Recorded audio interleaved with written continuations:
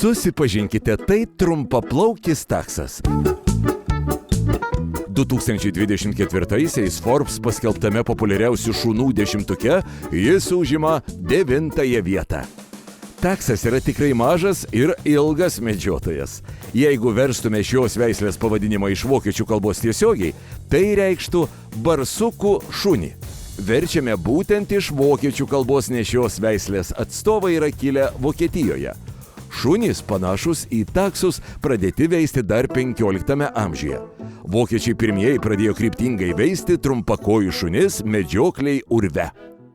Norint sukurti tokiam labai specifiniam ir net pavojingam darbui šunį, reikėjo kelių gana drastiškų modifikacijų. Šunys privalėjo turėti ne tik trumpas kojas, kad galėtų lengvai tilpti į barsukų duobes. Kojos turėjo būti šiek tiek išlenktos, kad kasant stumtelėtų žemę už savęs.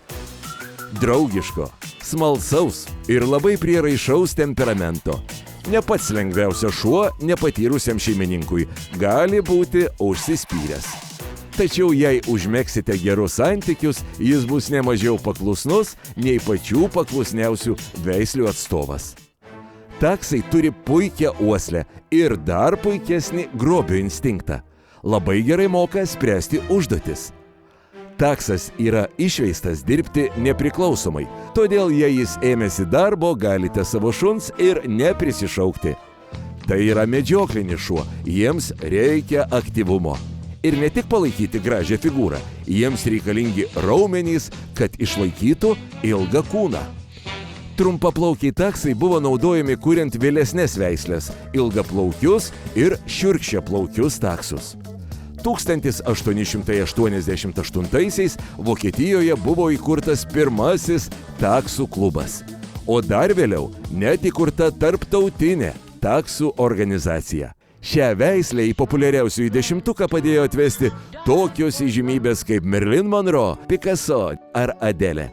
Kaip prižiūrėti trumpaplaukį taksą, papasakos mūsų ekspertai. Taksų veislė tai yra ne vieno kailio tipo, o net 3. Yra trumpaplaukiai, šiurkščiaplaukiai ir ilgaplaukiai. Žinoma, lengviausiai tvarkytis tai yra su trumpaplaukiais ir šiurkščiaplaukiais, nes juos galima triminguoti, galima kirpti, galima nukailinti. Ilgaplaukius tai jau tenka namuose ir maudyti, ir šukuoti, nes veliasi kailis, ar ne. Taksai yra žemakojai, tad ilgas kailis velkasi ir žeme, renka nešvarumus ir panašiai. Tai ilgaplaukius taksus reiktų reguliariai maudyti, reguliariai vesti į kirpyklą, kad šuo atitiktų savo standartą. Na, o su kitom 2 veislėm galima tvarkytis ir namuose. Šiurkščiaplaukiai šunys jie nesišeria, nemeta kailių.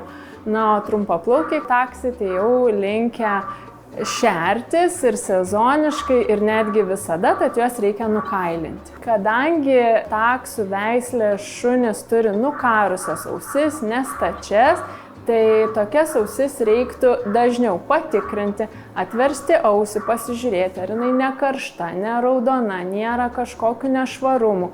Ir jeigu yra, o gal ir nėra, bet vis tiek jas reikia prapurkšti su šarminiu vandeniu, išvalyti, kad jos būtų apsaugotos ir nesveistų bakterijos. Taksų mityba turėtų būti tikrai atsižvelgiant jų fiziologiją. Jų fiziologija yra trumpos kojos ir tai dažna taksų liga, tai yra sąnarių problemos, tai yra nutukimas, kas įtakoja ir diabetą. Tai mes turėtume tikrai įsigilinti šią veislę ir jai rekomenduojama veterinarinis pašaras, kurio baltymas būtų vabzdžiai. Tai yra labai grynas, labai nesukeliantis alergijų baltymas, kuris tinka taksų veisliai. Taip pat skanėstai yra irgi maistas, tik mes turėtume rinktis juos, kad jie darytų ir gerą darbą, ne? Turim skanėstų ir ryškinančių spalvą, su daug mėsos, burnos higienai. Tai skanėstai taip pat turėtų atitikti jų poreikius.